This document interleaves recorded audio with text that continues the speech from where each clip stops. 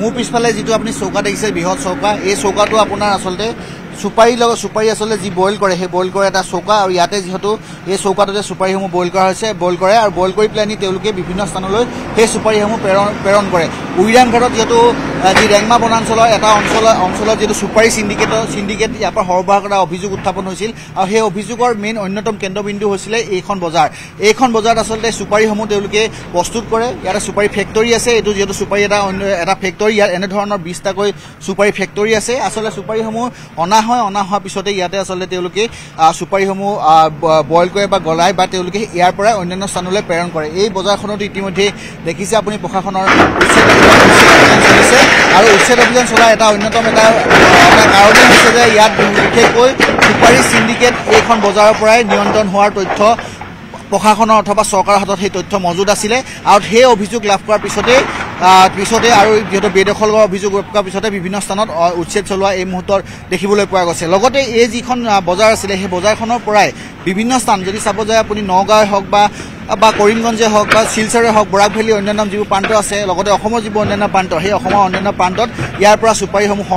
সৰবৰাহ হয় ইয়াতে যিখন সুপাৰি আচলতে অনা হয় সেই সুপাৰিসমূহ বাৰ্মি সুপাৰিৰ লগত মিক্স কৰা হয় আৰু বাৰ্মি সুপাৰিৰ লগত মিক্স কৰাৰ পিছতেই বিভিন্ন স্থানলৈ প্ৰেৰণ কৰি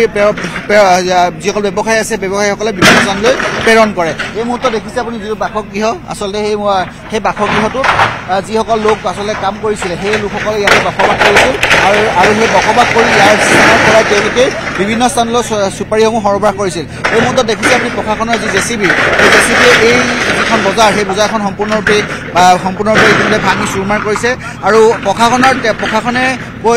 এইখন প্ৰশাসনে উল্লেখ কৰা অনুসৰি এনেকুৱা ধৰণৰ কেইবাখনো বজাৰ আছে বা এনেকুৱা ধৰণৰ কেইবাখনো ফেক্টৰী আছে য'ত আচলতে এনেকুৱা ধৰণৰ সুপাৰিসমূহ নিয়ন্ত্ৰণ কৰা হোৱা যোৱা তথ্য আছে বা লাভ কৰিছিলে এই মুহূৰ্তত আমাৰ স্থানীয় সাংবাদিক আছে তেওঁৰ সৈতে আমি কথা পাতিব বিচাৰিম দেৱাশিষ গৌতম মহন্তৰ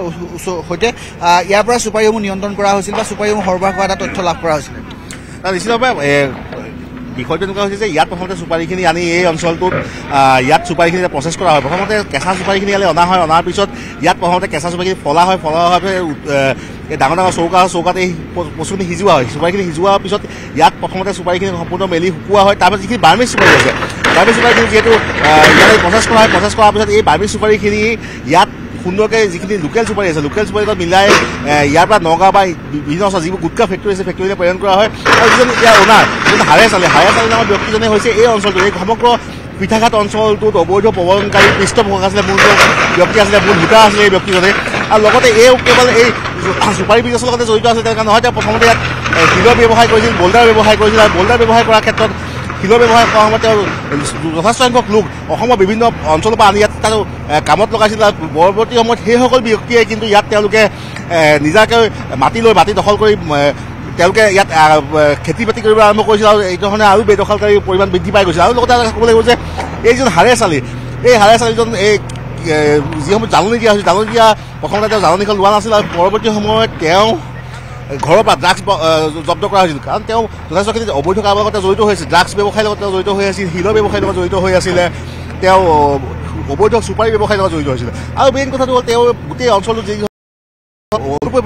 হৈছিল বেদখল হৈছিল বেদখলকাৰী তেওঁ কিছু সময়তে হৈছিল বুলি সকলোৱে ক'ব বিচাৰে বা সকলোৱে মুখে ক'ব বিচাৰে আৰু হাৰে চালি নামৰ ব্যক্তিজনে এই বিষয়ত যি চুপাৰি যি ফেক্টৰী আছে ফেক্টৰীত আজি এই ধৰণে প্ৰশাসনৰ বুলডোজাৰ চলিছে উচ্ছেদ কৰা হৈছে আমি দেখুৱাইছিলোঁ কিছুমান পূৰ্বে যে তেওঁ সন্মুখত তেওঁ বাসগৃহটো ইতিমধ্যে ভাঙি চুৰমাৰ কৰি দিয়া হৈছে ধ্বংসস্তূপত পৰিণত কৰা হৈছে আৰু এই হাৰে চালি যদি বিশেষভাৱে এই অঞ্চলটোত তেওঁ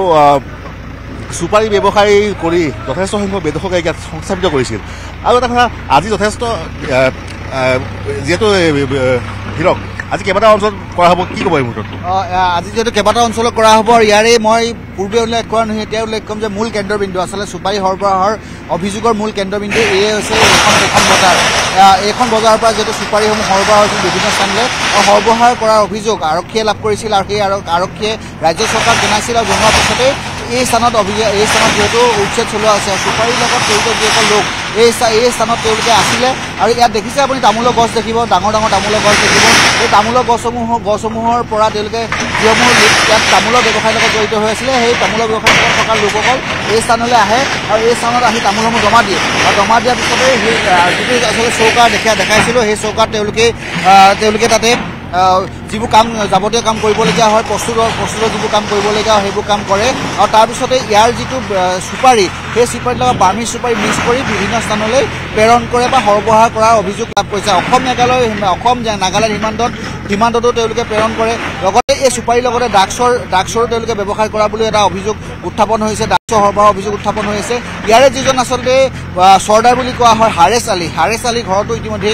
দুদিন পূৰ্বে ড্ৰাগছ পোৱা গৈছিল আৰু তাৰপিছতে গ্ৰেপ্তাৰ কৰা হৈছিল এই হাৰেছ আলীয়ে হৈছে অন্যতম এইটো যিটো আচলতে চুপাৰীৰ যিটো কাৰখানা সেই কাৰখানাৰ অন্যতম নায়ক বুলি ক'ব লাগিব বা অন্যতম কাণ্ডাৰী বুলি ক'ব লাগিব কাৰণ তেওঁ ছত্ৰছায়াতে বিভিন্ন স্থানলৈ চুপাৰী সৰবৰাহ হৈছিলে আৰু আজি যিহেতু অভিযান চলিছে এই অভিযান যিহেতু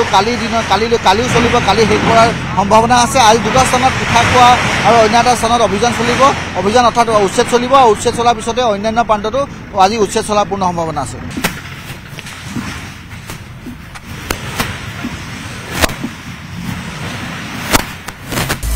আপুনি বিচৰা বাতৰি পাব কেৱল নিউজ 18 এপত নিউজ 18 এপ ডাউনলোড কৰিবলৈ স্ক্যান কৰক এই QR কোড গুগল প্লে ষ্টৰতো পাব এই নিউজ 18 এপ